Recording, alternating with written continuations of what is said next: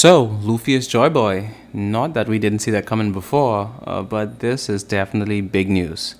Hey YouTube, Emu Reviews here with another One Piece video. Obviously there's no One Piece chapter this week, so I figured we'd just come here and just talk. So, why is Luffy being Joy Boy such big news? Well, who's Joy Boy? Well, Joy Boy is one of the most important figures in the whole series, as he's connected to the Void Century, which the world government is trying so hard to prevent people from knowing the details of. We see what the world government did to the people of Ohara just because they were trying to read the poneglyphs. Obviously, the people of Ohara, it was obviously illegal to do so before their destruction, but what happened to O'Hara just shows you at what length the world government is willing to go to prevent people from trying to get to know about that Void Century. So Joy Boy was first mentioned in chapter 628. This was during Fishman Island. And ever since then, we've been getting small tidbits here and there, small foreshadowing that Luffy is in fact connected to or is Joy Boy himself. Now, although this has been hinted a few times since Fishman Island, for instance, Luffy's ability to hear the Sea Kings when Shirahoshi is Poseidon, or Luffy's ability to hear Zunisha when Momonosuke is supposed to be the one to communicate with Zunisha. And this is tied to an ability called the Voice of All Things. And these are just a few hints we've got, or we have been getting, about the fact that Luffy is Joy Boy, or Luffy is connected to him in some way.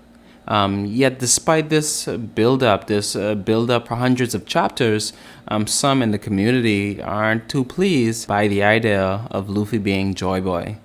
And I touched on this a bit in our chapter review, but this time we're going to dive a bit deeper with what does this mean for the series and Luffy as a main character altogether. So, how would Luffy being Joy Boy be bad for the series? Let's just go with the negative first. How would it be bad if Luffy is Joy Boy? Just from a storytelling standpoint.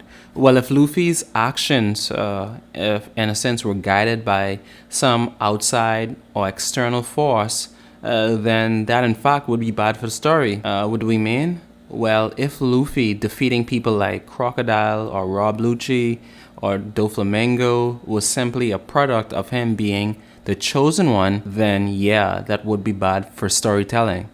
Because one of the core essence of One Piece, like many other shonen series, is that hard work and never giving up. And by never giving up, you can achieve all of your goals. So in this case, with Luffy, I would say no. Why? Well, every main protagonist that has ever existed obviously has a level of plot armor, right? But Oda, as an author, does a great job in separating Luffy from other main characters, especially when faced with tremendous adversaries or obstacles. Let us use Marineford as an example, and I love using Marineford because that was an arc that highlighted Luffy as a main character punching way above his weight from arc beginning to arc ending.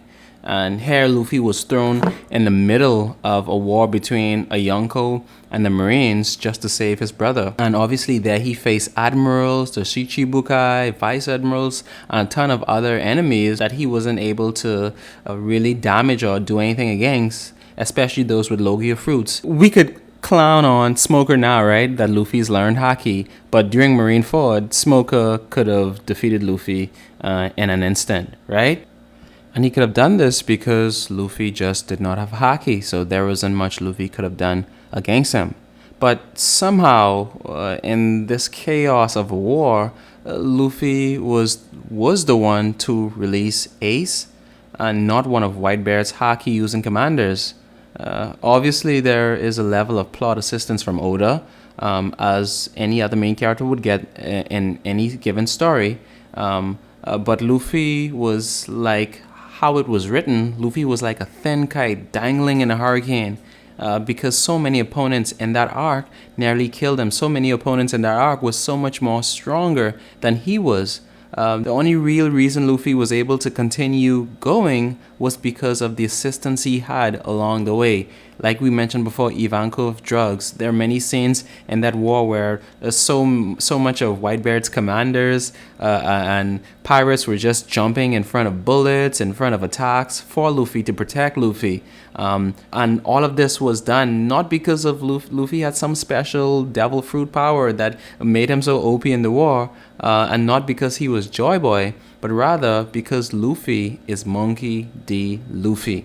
And Mihawk even acknowledged Luffy's ability and commented on it, on how he has perhaps the most fearsome ability in all the seas, and that was his ability to round people around him. There was a scene where Mihawk was trying to hurt Luffy, and I actually mentioned the same fight in my previous video as well. But Mihawk was chasing after Luffy, trying to kill Luffy, but every time Mihawk gets so near Luffy, someone always steps in the way. Buggy was able to block a few attacks for Luffy, and then Vista eventually came and stalled Mihawk, which was for a very short period of time. But eventually Mihawk realized that this man has a fearsome ability, not because of his devil fruit, not because he's Joy Boy, but the fact that he's rounding up so much people around him. Like I mentioned before, Luffy was like this kite dangling in a storm,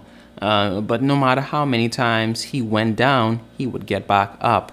And that has to do with that ability to have so much people supporting him. And we've seen this time and time again in One Piece, where Luffy doesn't necessarily has an army on his side, but can face up against an army because of perhaps a good deed he might have done for someone, and they join his side and help him fight against his enemies. And even at the very beginning of One Piece, when Luffy sets off to get his crew, Luffy said that he wants 10 people. So Luffy is handpicking special people with special qualities and abilities that can help him to become the Pirate King. So I personally feel that Oda does a great job, a tremendous job, just displaying Luffy's struggles as a main character and his strong will to overcome adversities. Not driven by destiny. Now, Luffy's devil fruit.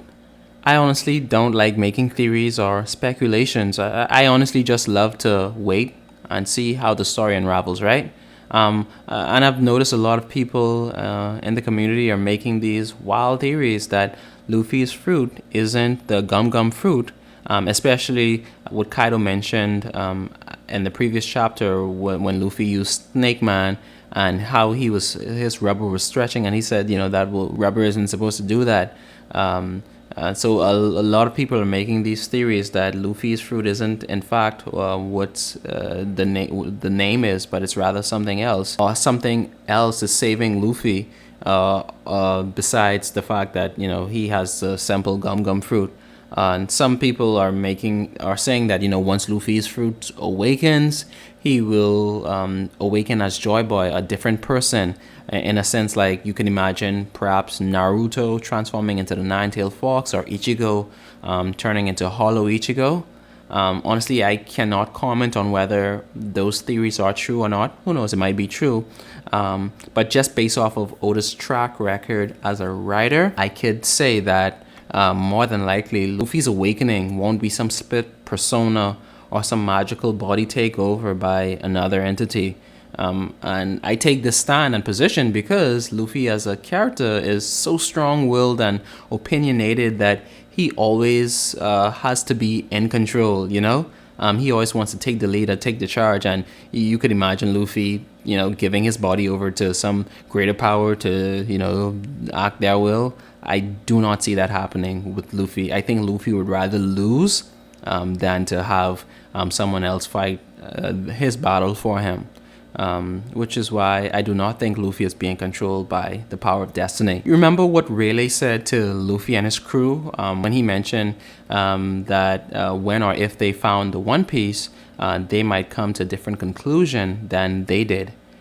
Meaning that once someone finds the One Piece, it is not written in stone what they will do with it. So the person who finds the One Piece will thus have to use their own free will that is not shackled by destiny to decide what to do once finding the treasure. And I found that very interesting. And interestingly, Roger was Joy Boy before Luffy was Joy Boy.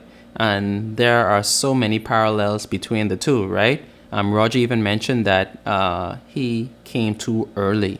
But remember earlier I mentioned Luffy could hear the Sea Kings, and Joy Boy or Roger before him could hear those Sea Kings too. There was a scene where Roger was in his ship and the Sea Kings were talking, and Roger was like, "Do you hear that? Do you hear that, Odin or Rayleigh?" I can't remember who he was talking to, but they were like, "No, we don't hear anything." And the Sea Kings were like, "Oh, he can hear us. He can hear us," you know. And that was one of the connections or parallels, similarities between Luffy and Roger. Roger also found the One Piece, and that's the direction Luffy's heading in. But despite the fact of Roger being Joy Boy, he did not accomplish much except passing his will down to the next generation that came after. Hence, we now have Luffy, the current Joy Boy, and this new age of pirates. Like Roger, or should I say like the previous Joy Boy, Luffy though can fail. Just because Luffy is Joy Boy doesn't mean Luffy will be able to do something with the One Piece, or be able to succeed, or be able to liberate the world from the evil world government, because it is not written in stone. Now, obviously, Luffy will do these things because this is his story, and I'd be surprised if he doesn't, right? But this is his story, and we're following his story. But Oda has written the story in a way to let us know that Luffy will succeed, but not because he is Joy Boy, or not because he is destined to do so, but because he is Luffy. And that is what makes Luffy such an amazing character, is that he is not shackled by destiny. So guys, that is enough of my rambling. Let me know what you think down in the comment section below. Let me know, do you think Luffy was destined all along to be Joy Boy, or do you think that because he is Joy Boy, that he has had this big help from the beginning of the show, you know, that all of his struggles were not real, it was all a fluke? Please let me know what you think. Well, what does Luffy being Joy Boy mean to you? Or you could even let me know what you think will happen next chapter. And I would certainly enjoy to know your thoughts on what's going to happen next. But guys, don't forget to drop me a like. Please subscribe to this video. It really will support me as a small YouTuber to grow. And as always, guys, I hope you have an amazing day. Imu-sama, out.